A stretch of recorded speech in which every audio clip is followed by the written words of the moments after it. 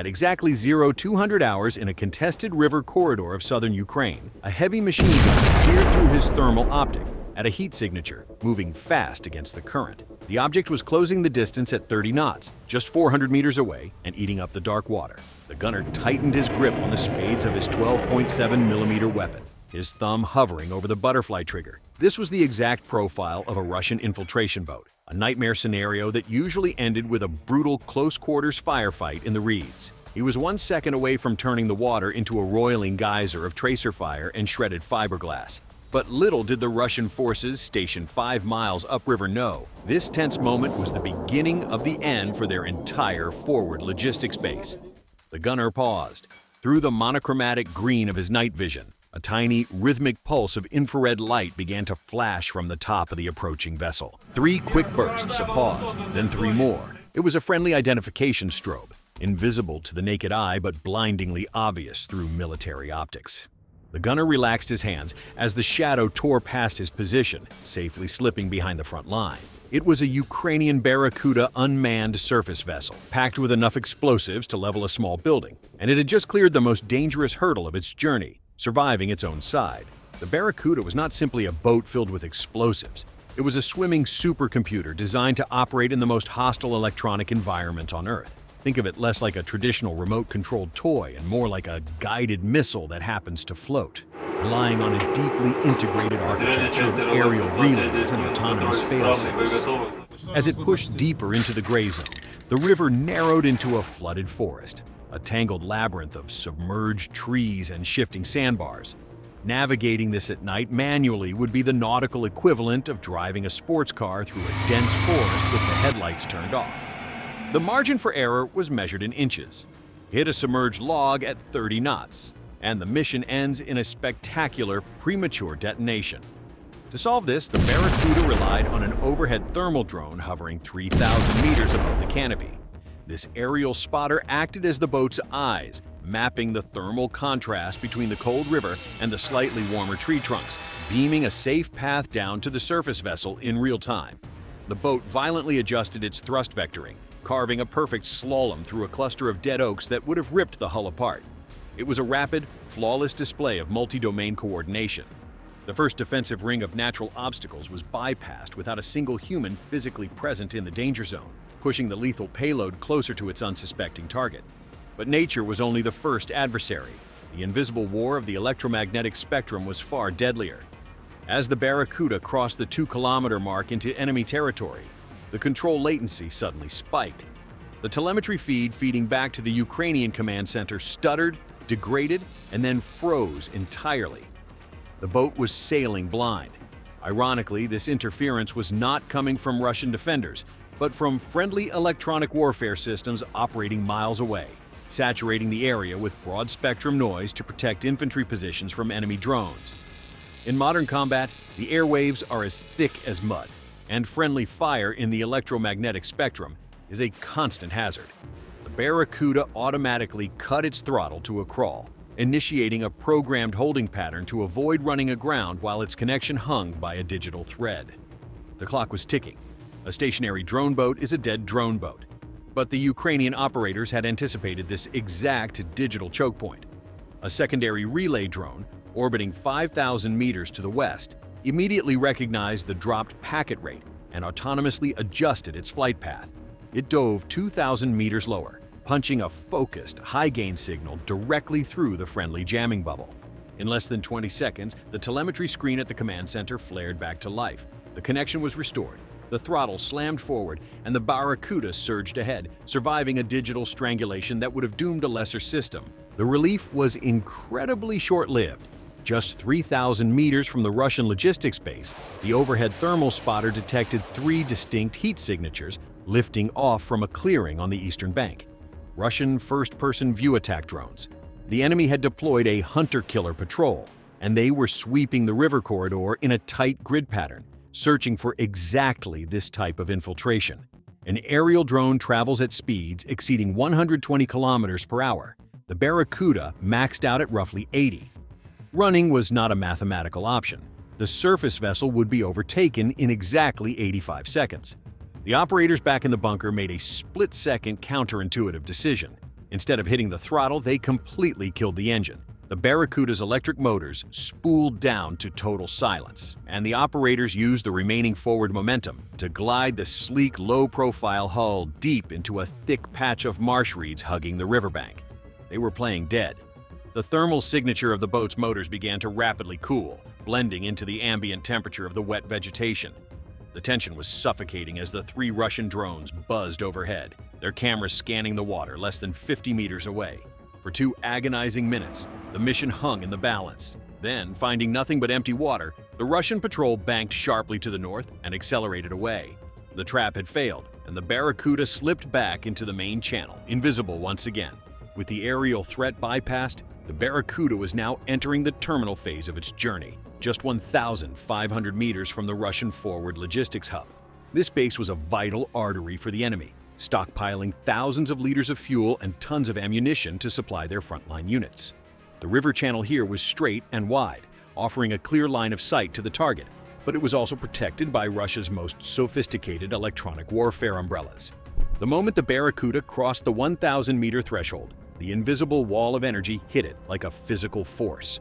Russian jamming systems designed to sever the link between drones and their operators flooded the control frequencies. The video feed at the Ukrainian command center instantly dissolved into a blizzard of static. Latency jumped to 3 full seconds, an eternity when navigating a bomb at highway speeds. A 3-second delay means by the time you see an obstacle, you have already hit it 3 seconds ago. The operators were essentially driving through a strobe light in a dark room. The relay chain that had saved them earlier was now buckling under the sheer, brute force power of military-grade Russian signal degradation. The mission was on the razor's edge of total collapse. If the signal dropped completely now, the Barracuda would drift harmlessly into the riverbank, a wasted opportunity and a massive intelligence prize for the enemy. The ultimate test of the system's resilience had arrived, and the solution required a massive gamble. The operators in the command center executed a maneuver that Russian electronic warfare doctrine considered impossible. They intentionally severed their own primary command link. By completely dropping the choked frequency, they forced the Barracuda's onboard computer to automatically hunt for a pre-programmed secondary channel. Think of it like a smart thermostat rebooting your router when the Wi-Fi drops, except this router was dodging bullets in a war zone. The secondary relay drone, still orbiting high above, simultaneously shifted its transmission to a highly directional millimeter wave band. This frequency was terrible for penetrating trees or weather, but incredibly resistant to broad-spectrum jamming. For 4 agonizing seconds, the Barracuda drifted blindly at 20 knots, eating up over 40 meters of river without human steering. If it drifted 2 degrees off course, it would slam into the muddy embankment. Then, the telemetry feed snapped back into sharp, high-definition focus. The latency plummeted from 3 full seconds to less than 50 milliseconds. The gamble had worked. The operators pushed the digital throttles to maximum, and the Barracuda's electric motors whined as the hull lifted out of the water, accelerating past 50 kilometers per hour for the final approach. At exactly 800 meters from the target, the Russian forward logistics base finally appeared on the infrared optics. It was a textbook example of arrogant deployment. Confident in their electronic warfare umbrella and the natural barrier of the flooded forest, the Russian commanders had stacked over 20,000 liters of aviation fuel and diesel right next to massive crates of artillery shells on a concrete pier. Several patrol boats were moored lazily alongside the dock, their crews entirely unaware that a precision-guided bomb was tearing toward them. The Barracuda was eating up 14 meters of water every single second. At 600 meters, the physical defenses became visible. A heavy machine gun position overlooked the pier, and 2 sentries were actively scanning the river with handheld thermal imagers. But looking for a drone boat in a choppy river is like trying to spot a specific floating branch in a debris field. The Barracuda's low-profile hull rode just centimeters above the waterline, specifically designed to deflect radar waves and minimize its thermal signature. The sentries had exactly 40 seconds to spot the anomaly, sound the alarm, man the heavy weapon, and physically track a target moving at highway speeds in near-total darkness. The math of the engagement was brutally stacked against the defenders, and the clock was ticking faster with every heartbeat. At 300 meters, the inevitable happened. One of the Russian sentries caught the faint, rapidly shifting heat signature of the Barracuda's wake on his thermal imager.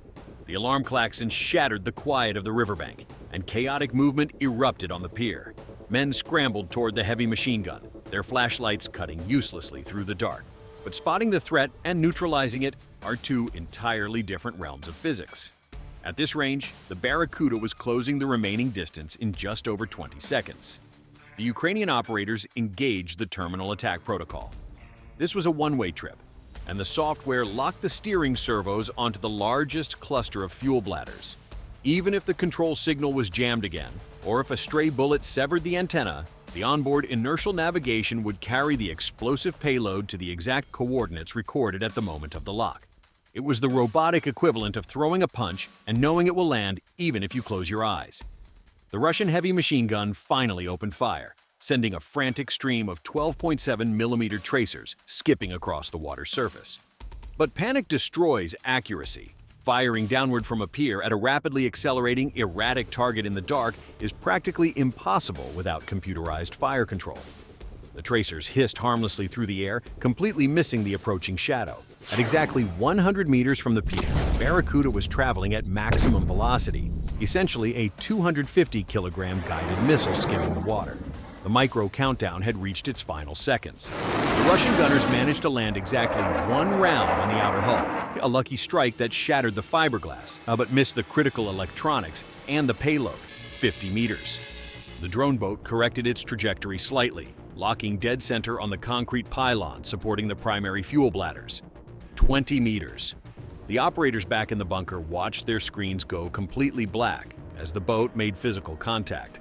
But the true genius of the Barracuda was not in its navigation, it was in its warhead. Upon impact, the primary fuse initiated a shaped charge specifically engineered to defeat maritime armor and concrete. Think of it like turning a solid block of explosives into a hypervelocity plasma blowtorch that can instantly cut through a bank vault. The initial blast did not just push against the concrete pier. It punched a superheated jet of molten copper directly through the structure and straight into the 20,000 liters of stacked aviation fuel. The base did not stand a chance. The resulting explosion was not a single event, but a catastrophic, cascading chain reaction.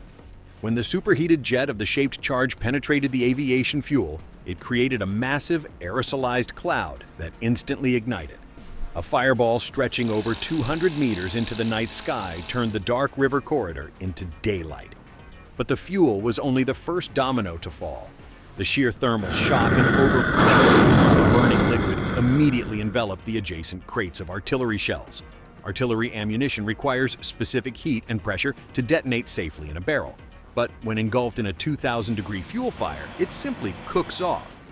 Dozens of 152mm shells began exploding simultaneously, turning the once secure forward logistics base into a localized volcano of shrapnel and concrete. The blast wave propagated outward, shattering the moored patrol boats and sending the surviving Russian personnel diving for cover into the muddy riverbanks. The operators miles away felt the success of their mission not through a telemetry screen, but through the seismic monitors that registered the massive blast. The system had survived friendly fire, natural barriers, and military jamming to deliver the perfect strike. The aftermath of the strike completely fractured Russian operational capabilities in the sector. By destroying the forward logistics hub, the drone boat severed the lifeline for frontline units miles away. Russian commanders were immediately forced to pull their remaining supply depots 40 kilometers further inland, exponentially increasing the travel time and vulnerability of their resupply trucks.